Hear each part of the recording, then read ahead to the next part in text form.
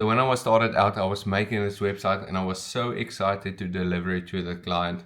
I sent it over and all they said was thank you. Not it's beautiful, it's amazing, nothing. Just thank you.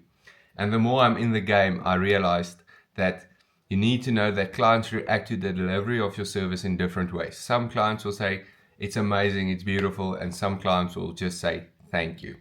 It doesn't mean it's bad when you just get a thank you. If you created something bad or something they don't like, they will tell you, change this, update this.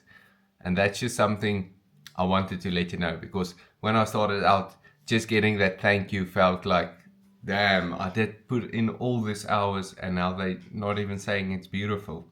And you just realize that's how certain people communicate. It's a business transaction. They pay you, you deliver, thank you. But anyway, hope you had a great day. See you again tomorrow. Cheers.